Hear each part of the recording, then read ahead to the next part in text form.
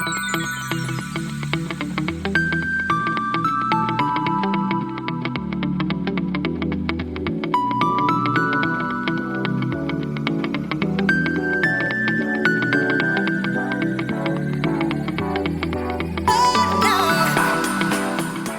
participants, my name is Julia Zając, and I have a pleasure to welcome you at another EuroBloodNet's first day webinar. Dear audience, please welcome with me today's speaker, Professor Dr. Stefan Schönland, who is leading a session on treatment of amyloidosis. Professor Dr. Stefan Schönland is working at the Amyloidosis Center at the Heidelberg University Hospital and in the Department of Hematology and Oncology and Rheumatology with Stem Cell Transplant Unit and CAR T-cell program. He's certified in internal medicine and hematology oncology and founder of the Amyloidosis Center Heidelberg. He's also president of the German Society of Amyloid Diseases and president-elect of the International Society of Amyloidosis. His main interests are plasma cell dyscrasias, including AL amyloidosis and MGCS, as well as autologous and allogenic transplantation and cell therapy. Professor Schönland, the floor is yours. Yeah, thank you very much, Julia, for this kind introduction and also for the invitation. So we start with treatment of amyloidosis. Here are my potential conflict of interest, and these are the learning objectives for this webinar. Diagnosis and staging of AL amyloidosis, choices of first-line treatment, and the impact of clonal markers. So amyloidosis are protein misfolding and deposition disorders, and they can occur locally or systemically. They can be hereditary or acquired, and the older we get, the higher is our risk to develop some of these diseases. All organs might be involved, and local amyloid deposition you can find in diabetes, but also in Alzheimer, Parkinson, Huntington, and the prion diseases. The underlying conditions in systemic amyloidosis are chronic inflammation, clonal bone marrow disease, and again, genetic diseases. The causes of misfolding or deposition of these proteins are not well understood still. Overproduction plays a role, and also mutations or other modifications of the precursor protein, or an impaired protein homeostasis. Here I copied you some features of the nomenclature article, which will be published in Amyloid every 2 or 3 years. And I highly recommend it to you that you read these articles if you are interested in amyloidosis. They are written by our world-known experts. And right now, just to say how big this field is now, we have more than 30 proteins leading to disease in humans. This talk goes about AL, but the precursor protein is immunoglobulin light chain, and this can be systemically or localized, and it's normally acquired. But we also will capture a little bit about ATTR wild type and also ATTR variants amyloidosis, just for differential diagnosis purposes. So how do you diagnose systemic amyloidosis? So the biopsy is obligatory, except for ATTR wild type, and the congruent staining is the hallmark for the pathologist, and you see a nice slide here on the right side of the GI tract with congruent staining. But as a next step, also most important is the amyloid typing. This is normally done by immunohistochemistry, and in Italy in some places with immunogold electron microscopy, and in Great Britain and USA by MALDI techniques.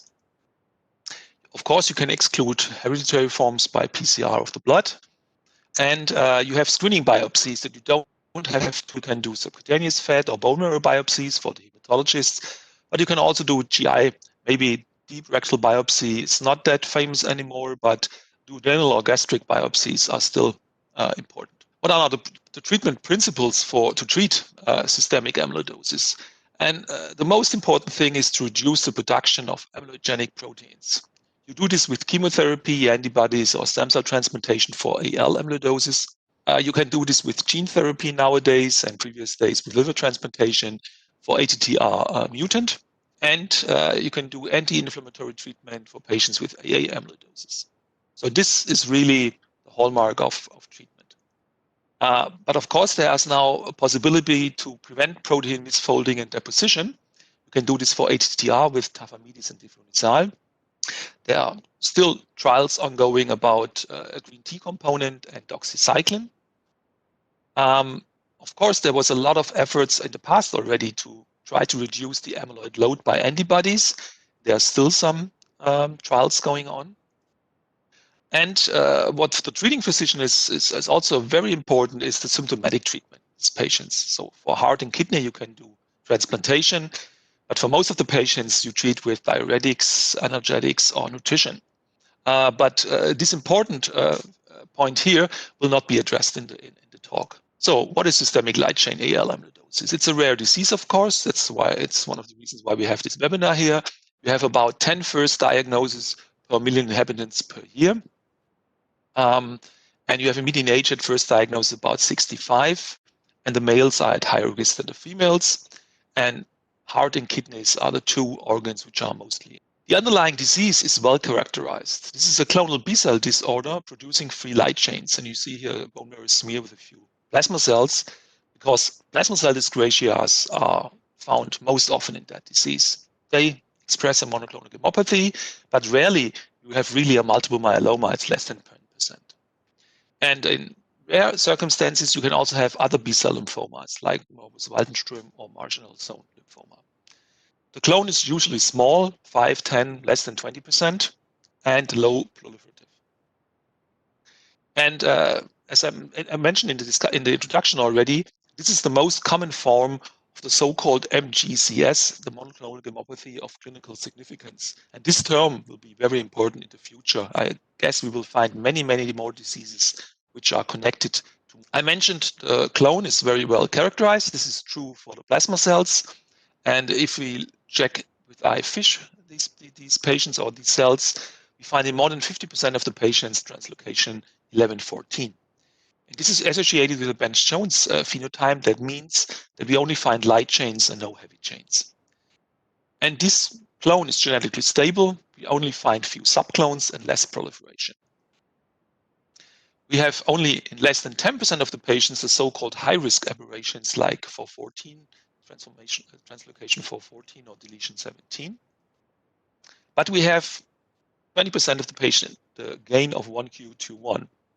This is associated with a higher plasma cell infiltration of the bone marrow and with lambda light chain restriction.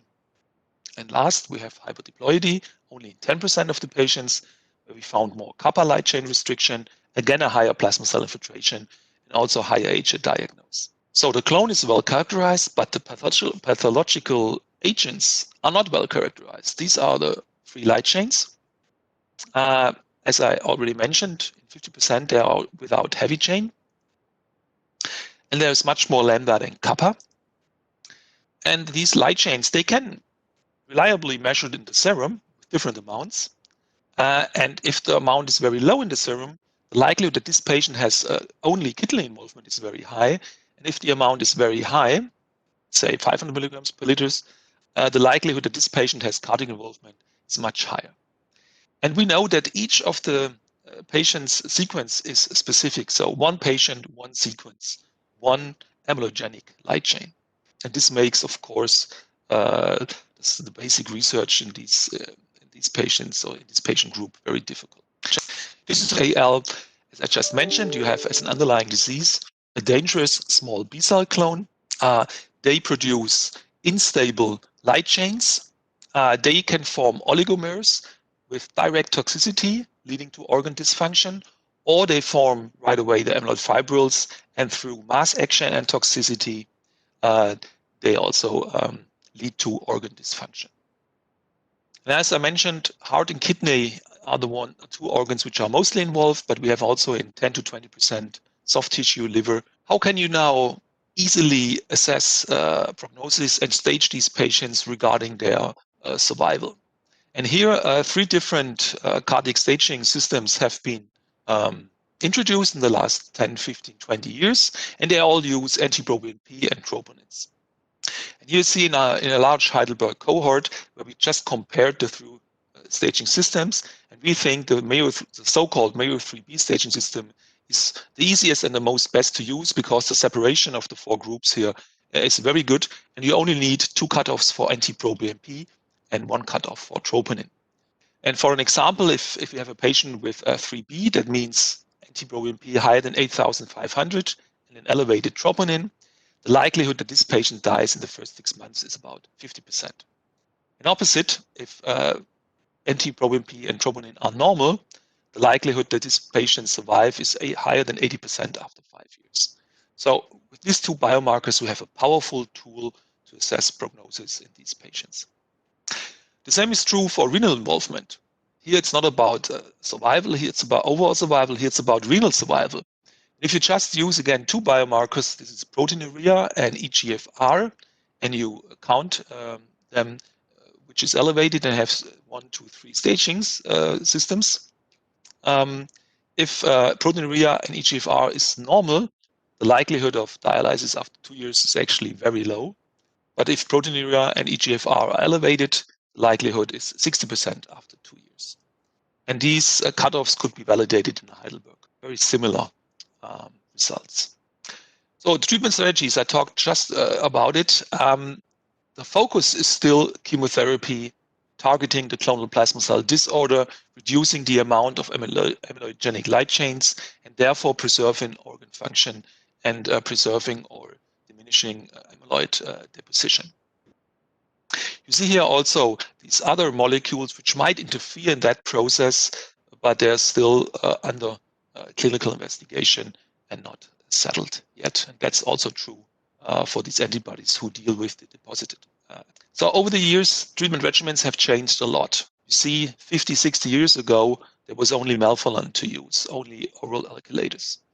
But then high-dose treatment was introduced, IMiDs, proteasome inhibitors, and nowadays combination regimens, even now antibodies targeting the plasma cells. There are studies which I show you just in a second. So the way we can now treat these patients has dramatically improved. And why is this really so important to reduce the amyloidogenic light chains in the serum? And this slide here explains that with a landmark analysis at 3 or 6 months, where you see that patients who don't have any of these measurable light chains in the blood anymore, we call this situation amyloid CR, so immunofixation negativity and a normal FLC ratio, these patients have a very high likelihood of surviving.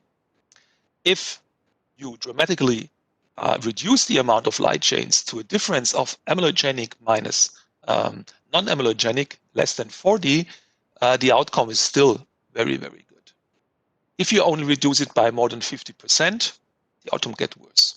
So here marked in red actually is the treatment goal for these patients. We want to reach a CR or VGPR. For organ response criteria, heart and kidney, these are also very well established and validated, but I don't have time to read. What happens to the patients if they have only very few antigens in the blood? If they're around 20 to 50, you still can have a measurable remission, which we call low DFLC PR. Then the DFLC has to fall down less than 10. And here again, you see in a 3 and 6 months landmark analysis that the outcome is very different in these two settings. And this could be again validated in another cohort by the Pavia group. So, and lastly, now we also can measure MRD in the bone marrow assessed by next generation flow. And here you see very nice results. The deeper the remission, the better the cardiac or the renal response is. So here you have the cardiac and renal response in patients who have a CR, ACR, and are MRD negative. And you see that there is a significant difference to the patients with CR, but MRD positivity. So this is also now a way to measure the disease and also maybe an endpoint in future clinical studies. So with all these new treatments, has prognosis really improved in the last 20 years? And the colleagues from the Mayo Clinic have nicely shown that the survival after 2 years has increased from 42 to 60% in the last 20 years. So that was a big success for these patients.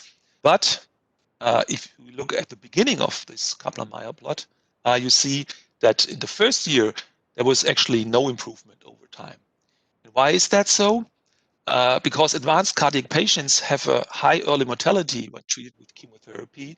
And we still have a problem also in 2015 to 2020 to really diagnose these patients early.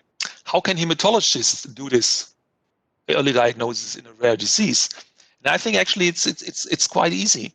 If hematologists really screen every patient with a monoclonal gammopathy or a smoldering myeloma, these are patients only under observation. They are not treated with chemotherapy. If they screen it with albumin in urine, antiproBNP in plasma, and FLC in serum, they can really find out who has started with amyloid deposition before actually the patients really feel this. So with these three biomarkers, I think there would be a good chance to really improve the rate of early diagnosis. Now coming to some of the recent published trials. This is a trial from the European Myeloma Network. And this was the PI was Giovanni Palladini from Pavia. Here we compared a triple chemotherapy BMDEX, alpha-1 dexamethasone with bortezomib against MDEX, which was the recent standard for non-transplant patients. And the primary endpoint here was in 100 patients actually hematological remission at 3 months, and this primary endpoint was met. Very highly significant, 80% to 50%. This translated into a better progression-free survival for the triple therapy. This did not translate in a better cardiac or renal response at 3 or 6 months at that early time point, but most important, it also translated in a much better overall survival. So this is also a new, this triple therapy is standard care, I would say. Next, I show you the slides, a slide from the last EHA about a trial which compared daratumumab plus Velcade, cyclophosphamide, and dexamethasone against without daratumumab. This was a trial led by Janssen. It was a randomized trial, open label phase 3. And here you see that the primary endpoint was also met because hematological best response was much better with dara-CyBor-D, and also the CR-VGPR rate was much better. And here, for maybe the first time, we really also saw an improvement in cardiac response and in renal response. This was a very new, powerful treatment, and this is probably the new standard of care, and it's already approved by the FDA in the States, and we hope that it will also be approved in Europe soon. In the beginning, I talked about characterization of the clone, but this is now also important if you speak about treatment and prognostic factors. What we find out on the next slides are about high-dose chemotherapy with autologous stem cell transplantation. What we found out in Heidelberg is that translocation 1114 is associated with more CR, 44 versus 25% in these patients. It's associated with a better event-free survival, so factor, positive factor for event-free survival, together with a high amount of amyloidogenic light chains at diagnosis. This was even true for event-free survival and overall survival. So this is the summary slide about upfront treatment, and this should be risk adapted. We have the so-called low-risk patients. These are younger patients with preserved organ functions. They're around 20% of patients you see. And these patients were treated similar like myeloma patients. They get induction chemotherapy with bortezomib, and then they get a transplant as consolidation. And this transplant, as I just told you, is very effective in patients with 1114 translocation. Here you can consider, if you started with induction treatment and if the treatment response is already very good, to postpone transplant as well. If you have done the transplant and the patient stays still MRD positive and there is no organ response, you still can consider for consolidation therapy. The so-called intermediate risk group, ineligible for transplant, around 60% of the patients. And here you can use the drugs or the combination drugs I just shown you before.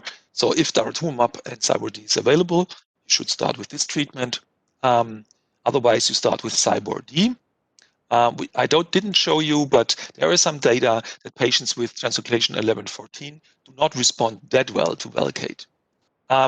This is not true if you start treatment with bortezomib melphalan dexamethasone.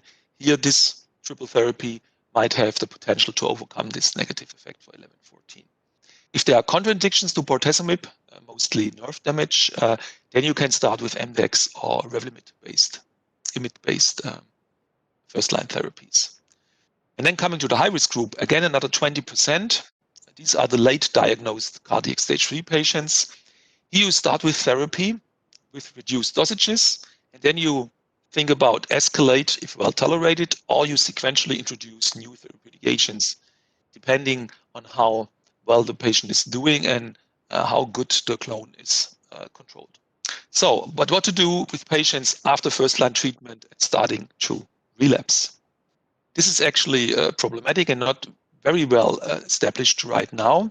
What we know is if you wait until the NT-proBNP progress in these patients, then if you start treatment, the outcome for patients with progression is, of course, worse. But we don't have right now a proper definition of high-risk DFLC progression that we really know at which time point when the DFLC increases, at which time what we should start the therapy. So that is problematic, but some of the experts would say the sooner you start, the better. What can we do then? We can offer these patients IMiDs. Here you see that patients with resistant to alkylating agents or proteasome inhibitions, you still reach a hematological remission around 30 to 60% with Revlimid. But it's important that you don't treat those patients like myeloma patients with 25 milligram. The recommended dose in most of the patients is 50 milligram, also depending on the kidney function. I showed you data about daratumumab at first line, but of course there are actually more data for daratumumab in second or later lines. And here you see that this is a very powerful drug for relapse. The hematological remission rate is much higher than 50% in most of these trials, published trials. And what is also most important is that the response, the speed of response is very high in these patients. And you can use the same dosages as for multiple. But there's also problems with daratumumab. I show you here. This is again some Heidelberg data. If you check patients with nephrotic range proteinuria, they probably will lose the daratumumab, given IV at least. You see that the event-free survival is much worse for patients with nephrotic syndrome. And if you combine this analysis, nephrotic patients with a high DFLC at start of daratumumab, you see that the likelihood of a good hematological remission is much lower. And next, we also checked genetic aberrations in these patients, and here gain of 1q21 made a big difference. So patients with this genetic aberration have a much worse outcome than the ones without. So we can say here, gain of 1q21 might be a negative predictive marker for daratumumab. And this is my last slide about therapy. This venetoclax is about a BSL-2 specific inhibitor. There's two small series, one from the Mayo Clinic, showing a very, very good hematological response. And there was a multicentric international trial study with 44 patients. And here we could even compare patients with 1114 positive and negative. You see here also a dramatic difference. Patients with translocation 1114 have a much higher likelihood of having a good hematological response. Coming to the summary, systemic amyloidosis is the most common form of monoclonal gammopathy of clinical significance. At diagnose, you need a rigorous evaluation at presentation for clone and organ. But you have to distinguish AL from ATTR. That's very important. You do this with typing of the amyloid. But also sometimes it helps if you just check the tongue. If it's enlarged, it's probably AL. And if you make a bone scintigraphy and there is a heart uptake, it's probably ATTR. Here's a summary for the clonal and organ biomarkers. They are well established and validated for staging and prognosis and response, but not yet for hematological progression. That's important to know. And there has been major developments in anticlonal treatment. This is especially true for patients with a plasma cell dyscrasia with AL. This is actually not true for the patients with lymphoma and AL. but I didn't cover this topic in the talk yet, or in this talk now. I showed you that combination therapies are more powerful and that daratumumab is very effective, especially in patients which are not nephrotic with a low clonal burden. And cytogenetic results and other clonal markers are prognostic overall. And last, sadly, actually, there is still no antifibril amyloid therapy yet available, and there is a need for urgent need to better understand the process of fibril formation. And I hope that this group of bright people will help us here. So this is a research unit, German research unit, which focus on the mechanism of antibody light chain misfolding in systemic amyloidosis. And with this new knowledge we gain here, we hope to develop new therapies for this devastating disease. Here are my take-home messages. AL amyloidosis is a rare and highly patient-specific and complex disease. Anticlonal treatment has to be risk-adapted. Genetic factors can influence treatment decisions. And last, at least in difficult cases, you might ask experienced centers for advice in these patients because they are so complex. Thanks to my colleagues and the funding sources. Thanks to patients and their families. And this is my last slide. I want to tell you that the next International Symposium on Amyloidosis organized by the International Society of Amyloidosis will be held in Heidelberg in 1.5 years, September 2020. And I hope some of you, we can meet there in the future. And my last thanks goes to the president of ISA. It's Giovanni Palladini. He had his birthday yesterday, and I was just congratulating him again. And thank you for the long-lasting collaboration and friendship for the last more than 10 years. And now thank you for your kind attention, and be happy to take questions. Thank you very much, Professor Schönland, for this comprehensive presentation. And following you, I encourage the audience to ask questions in the chat. So thank you for excellent presentation, but that was not a question. Do you routinely prescribe doxycycline to all your patients with AL? No, I don't. Actually, we have done this in the past for 1 year actually, but then we started a trial on doxy. It's actually a trial funded by the European Union, and since that we want to wait the results of that trial, which is still ongoing, and I guess it will last for another 1 or 2 years, so it will take some time to get the results, but we are not doing doxycycline in each of the patients, also not in each of the heart patients. We just do it now in the trial. What do you start with in those patients with very poor cardiac output? Our experience is not that good with bortezomib. Yeah, there is always this fear that bortezomib has the potential to further damage the heart.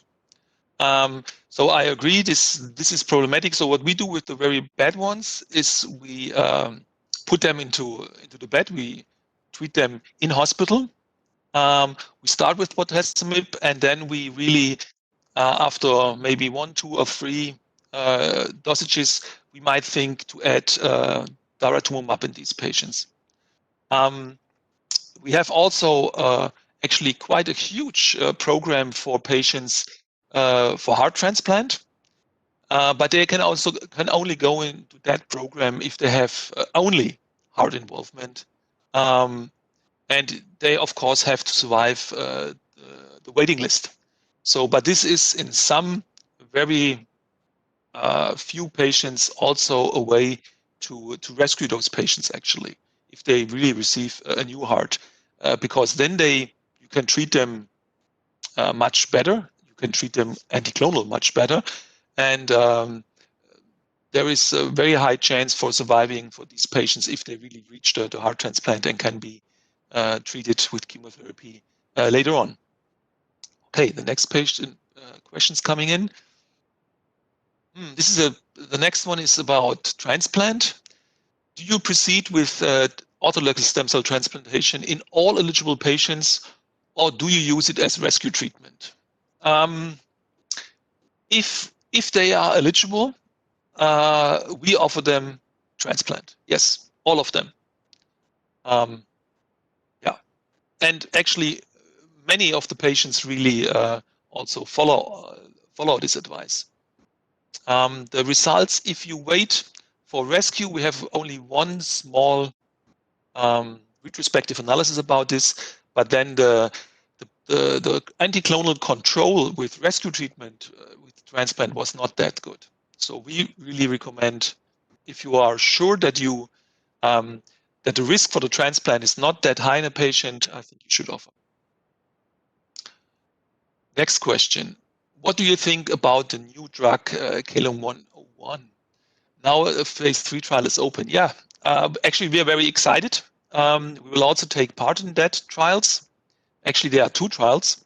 And then we have to see what is coming out. In the same lab where KLM-101 was developed, also the NeoD-001 was developed. And we know that 2 randomized trials with NeoD-001 did not show a significant difference, actually. So we're still excited about treatment of with antibodies against amyloid fibrils or precursor of amyloid.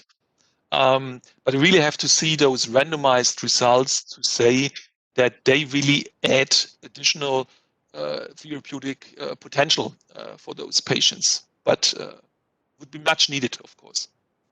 Next question. Do you use any genetic biomarkers for taking decisions? Which ones?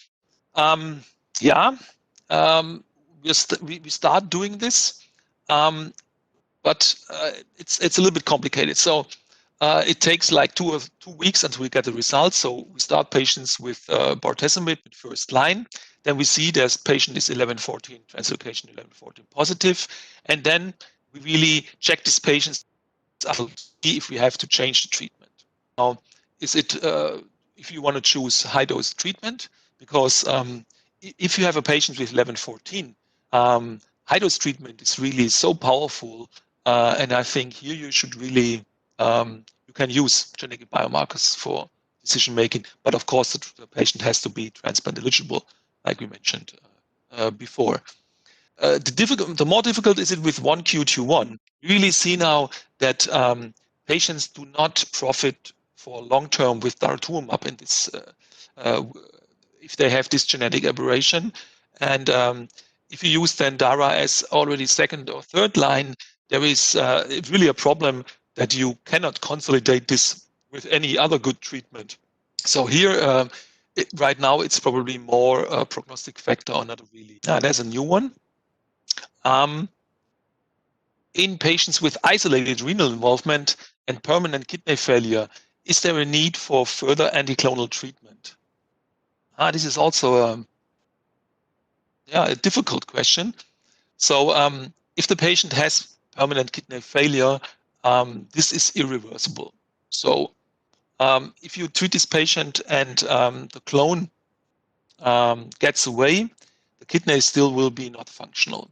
And then there's the question, what is the profit for this patient if you treat it? And one profit could be that he or she would be accessible for kidney transplantation.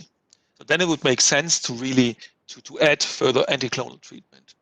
But if this is a patient with no wish or no possibility for a kidney transplant, then you can also stop the chemotherapy treatment in this patient, because there are many patients with sole kidney involvement which will not develop heart involvement, so they actually don't need.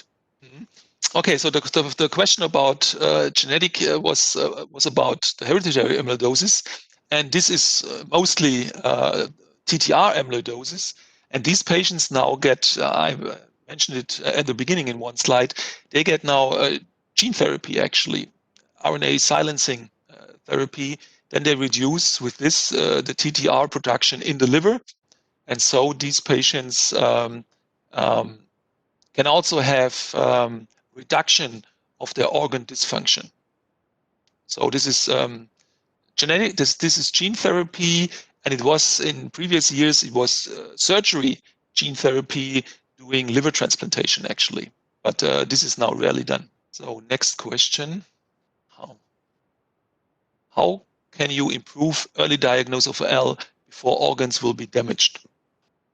This was also shortly covered in one slide. I think here it's most important, and this is the duty actually of the hematologists. If they have patients in their clinic with monoclonal gammopathy or smoldering myeloma, which are not being treated, they have to really screen these patients with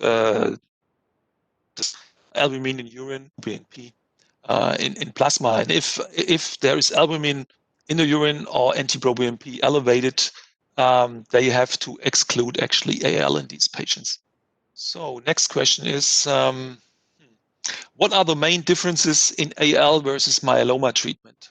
So for myeloma, actually all drugs used in myeloma are effective in AL. And some would claim that most of the drugs are even more effective in AL than in myeloma because the clone is not that malignant in AL than in myeloma. The problem is how the side effects are. If you just take the data I have shown you about the IMiDs, about Revlimid or lenalidomide, then you see that myeloma patients are treated with 25 milligrams and they kind of deal very well with it. And you will rarely find in AL patients you can treat with 25 milligrams. So the recommended dose was 51. And some of those patients really can only tolerate 2.5 or 5 milligrams. So the difference is really how much chemo you can give together in these patients. And if you think about myeloma, where they have all these huge treatment programs now doing induction therapy, transplant, tandem transplant, consolidation, maintenance therapy, the AL patients is actually very happy if he or she receives like six cycles of treatment, has a response, and can stop treatment and have a chance to really recover from AL and also to recover from the side effects from the chemotherapy. So at the end, the short answer is all the drugs in myeloma used probably can be used in AL as well, but you have to be much more careful in these patients. So next question is about daratumumab monotherapy. How long do you continue with the treatment? Difficult question, not much data about it. Most of the patients actually tolerate daratumumab. Most of the AL patients tolerate daratumumab also quite well. At the end, they get it every 4 weeks. But there is a big problem, actually, and I did not mention it, and it's maybe a mistake, I just realized.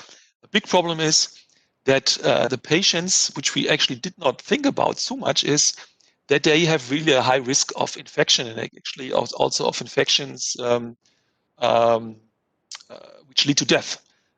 So this is the biggest problem actually for daratumumab in AL, and therefore it's really we have to think about if we should really not stop also this treatment in the long run, or if we do measures like antibiotic prophylaxis or giving immunoglobulins to really to help these patients not to suffer too much from infections.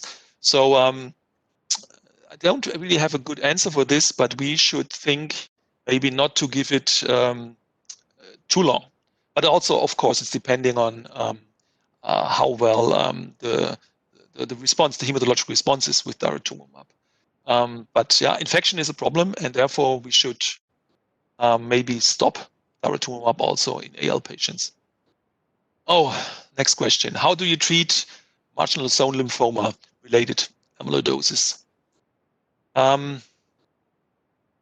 This is really difficult. Not much data about it, and it's really a pity that all the success we had with the new drugs for myeloma can also be translated in big success for AL, but that's actually not true for the lymphoma patients. So I would say the standard of care is rituximab plus bendamustine in all of these lymphoma patients. And they have also a good chance of response, but if they relapse after this treatment, it's really very difficult. We have to give them other chemo regimens. Mayo Clinic states that the patients with lymphoma have the best outcome if they are treated with autologous stem cell transplantation after high-dose chemotherapy, even with beam conditioning, which I think is very toxic. And the new drugs also for Waldenström, like ibrutinib, they don't really work that well because they don't lead to a very deep clonal remission. And so the lymphoma cells or the plasma lymphoma cells in the Waldenström patients still produce toxic light chains. So yeah, it's a big problem. And the best way is really to do autologous stem cell transplantation, but only in a very few minority they are fit enough for this. Also in the questions. Thank you very much. I think it was a very, very comprehensive presentation and discussion as well. It was really great to have you, Professor Schönland, as a speaker today, and also thank you, the audience, for your participation. And before we go, I have some information. So, of course, please, I would like to encourage you to fill in the survey. We'll share after this session. And of course, I would like to invite you also to join other webinars. You can see the list on our EuroBloodNet website. And of course, please follow us on our social media and register to our newsletter. You can also see all the webinars recorded at our YouTube channel, EuroBloodNet's Edu. Thank you very much and see you next time. Yeah. Bye-bye. Thank you again and bye-bye. Thank you. Thank you very much.